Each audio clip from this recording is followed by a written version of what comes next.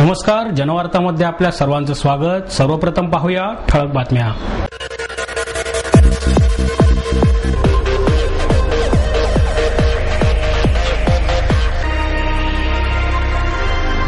Azam कॅम्पसमधील doctor Vinayak Sen यांचे व्याख्यान उधळून लावण्याचा अखिल भारतीय विद्यार्थी परिषदेच्या वतीने प्रयत्न।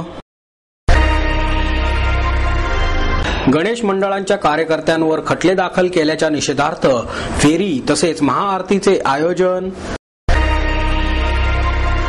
गुजरातचे मुख्यमंत्री नरेंद्र मोदी यांना पाठिंबा देण्यासाठी भारतीय जनता पार्टी कसबा मतदारसंघाच्या वतीने एक दिवसीय लाक्षणिक उपोषण।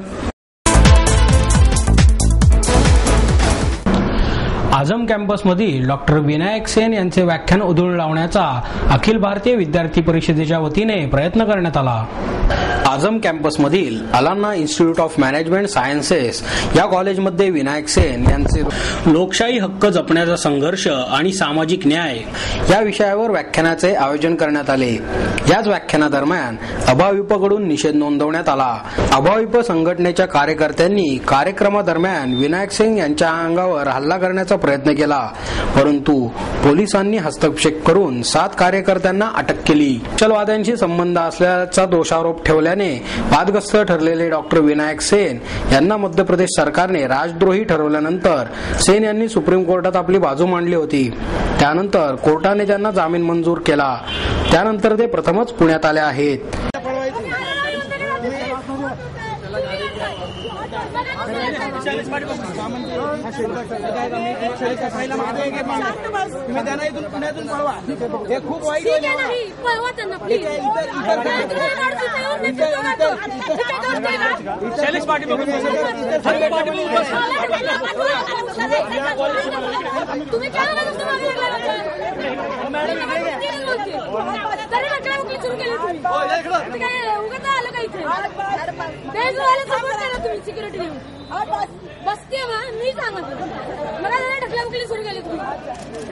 विनायक सेन जो है, मेरा नाम शैलेंद्र दलवी, विद्यार्थी परिषद महाराष्ट्र प्रदेश joint secretary.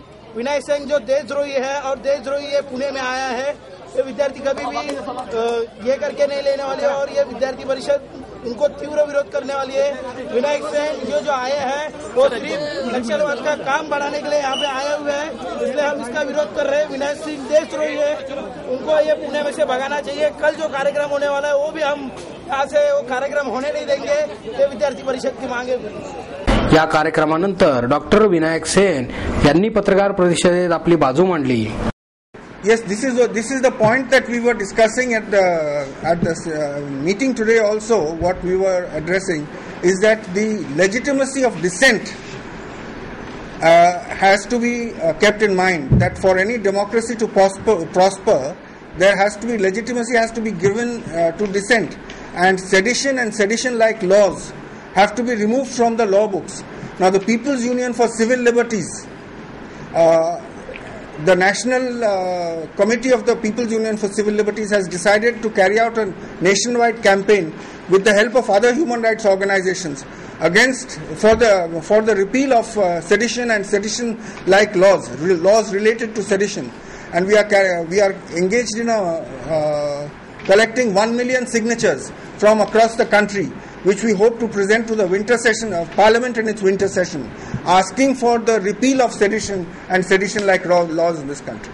The similar program that was undertaken in South Bastar is now being undertaken in Narayanpur area, where people are being forced to come down from their villages and being put in camps around Narayanpur. This is a proposal that is being put by the Chhattisgarh government. It is not yet started operation, but the proposal has already been featured in the press in Chhattisgarh that more people villages are going to be cleared from around Narayanpur, which is north of Dantewada, north of Jagdalpur. Okay, this is part of North Bastar. The proposal is that people from the villages in North Bastar should be brought by the side of the road, kept in camps so that they can be given education and health care. This is a strange way of giving education and healthcare by displacing people so that to an area where they can receive your government's education and healthcare program. पहली बात ये बात गलत है, क्योंकि जब नक्सलियों के द्वारा लोग मारे जाते हैं तब भी हम उसको बहुत बार हम लोग उसको कंडेम किया है।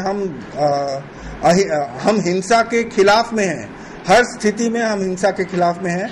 हम हिंसा को एक लेजिटिमेट मतलब सोशल चेंज लाने का कोई लेजिटिमेट तरीका हम नहीं समझते हैं। पर इतना कहते हुए ये बात भी हमें समझना चाहिए कि जो ज्यादतियां सरकार के द्वारा की जा रही है, सरकार बाध्य है कॉन्स्टिट्यूशन से और कॉन्स्टिट्यूशन को अपहोल्ड करने के लिए, और जो दूसरे फोर्सेस हैं वो तो कॉन्स्टिट्यूशन अपहोल्ड करने के लिए बाध्य नहीं है, ना हम उनको उन तक हमारा बात पहुंचा सकते हैं।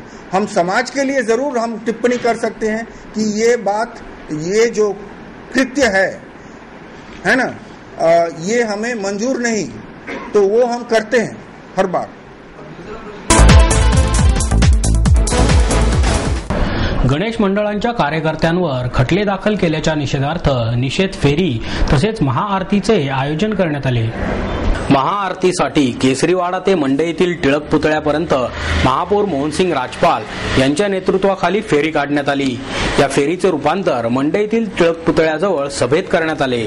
यावेळी अखिल मंडई मंडळाचे ज्येष्ठ कार्यकर्ते वसंतराव थोरात, मंडळाचे अध्यक्ष अण्णा थोरात, कसबा गणपती मंडळाचे अध्यक्ष श्रीकांत शेटे, श्रीमंत दगडूशेठ हलवाई गणपती मंदिर ट्रस्टचे अध्यक्ष अशोक गोडसे, केसरीवाडा गणपती मंडळाचे रोहित टिळक, गुरुजी तालीम मंडळाचे अध्यक्ष प्रवीणसिंह परदेशी, शिवसेनेच्या आमदार डॉक्टर नीलम गोरे, पुणे शहर काँग्रेसचे वरिष्ठ उपाध्यक्ष दीपक मानकर यावेळी उपस्थित होते।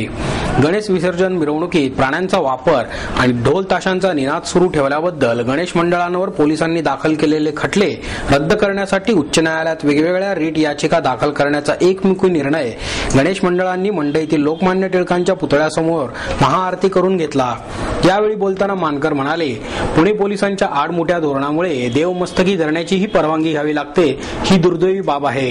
गुजरात, कोलकात्यामध्ये नवरात्र उत्सव आणि मुंबईत गणेश विसर्जन मोठ्या उत्साहात साजरे होते, मग पुण्यातील कार्यकर्त्यांवरच निर्बंध का घातले जातात असा सवालही त्यांनी उपस्थित केला।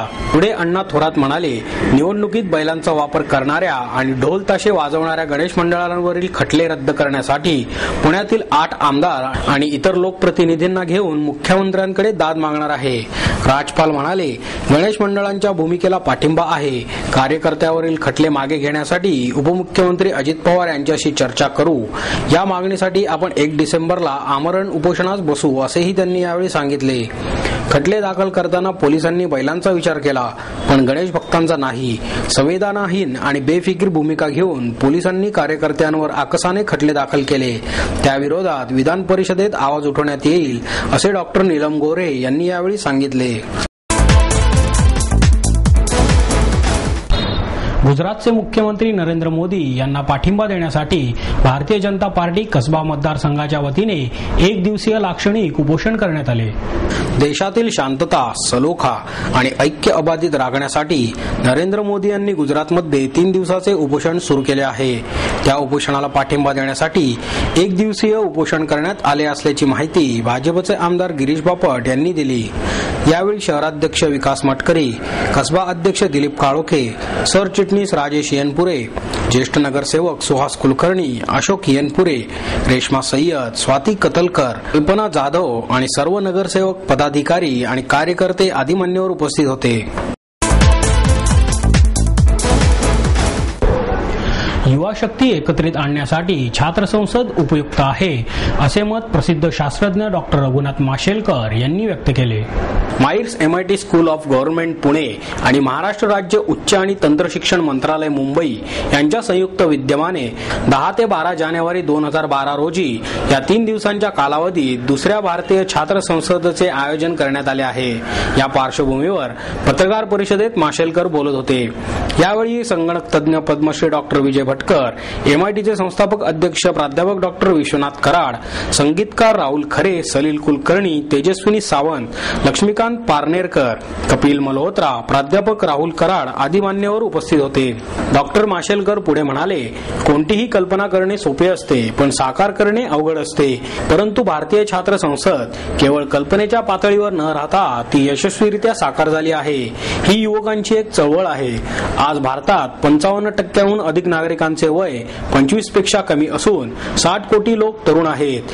या युवा शक्तीला योग्य दिशा मिळाल्यास भारताच्या प्रगतीला वेग प्राप्त होईल.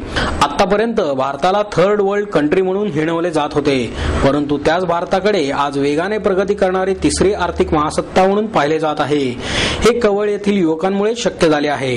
भारताला आज केवळ राजकीय नेतृत्वाची नव्हे तर वैचारिक राजकीय नेतृत्वाची गरज आहे. भारतीय छात्र संसदेच्या माध्यमातून हे सगळे थॉट लीडर्स एकाच व्यासपीठावर येणार आहेत. या संमेलनातील विषय देखील अतिशय काटेकोर पद्धतीने निश्चित करण्यात आले असून त्याविषयी मार्गदर्शन करणारे वक्ते देखील आपल्या क्षेत्रातील तज्ज्ञ आहेत. यावेळी बोलताना डॉक्टर विजय भटकर म्हणाले, सध्याचा युवक हा गोंधळलेल्या अवस्थेत आहे. युवकांनी स्वतःविषयी दृढ विश्वास बाळगला पाहिजे.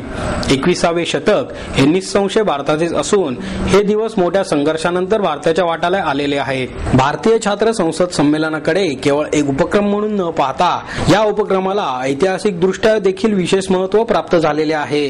यावेळी प्राध्यापक कराड म्हणाले, संमेलनामध्ये संपूर्ण देशातील विद्यापीठाचे प्रतिनिधी आणि वेगवेगळ्या राज्यातून 25,000 महाविद्यालयांचे सुमारे 15 ते 20,000 विद्यार्थी प्रतिनिधी उपस्थित राहतील असेही त्यांनी सांगितले.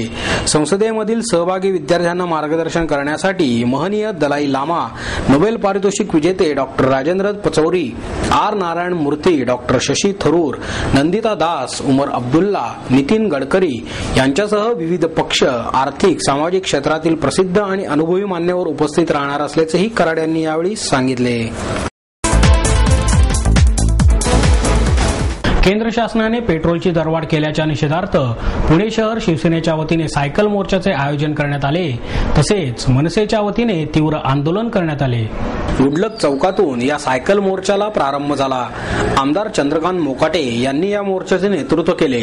यामध्ये शिवसेना पुणे शहर उपाध्यक्ष प्रशांत बधे, राजेंद्र शिंदे, सदानंद शेट्टी, पालिका गटनेते श्याम देशपांडे, नितीन पवार, बाळा टेमकर, नगरसेवक दिलीप गावडे आदींसह अनेक शिवसैनिक सहभागी झाले.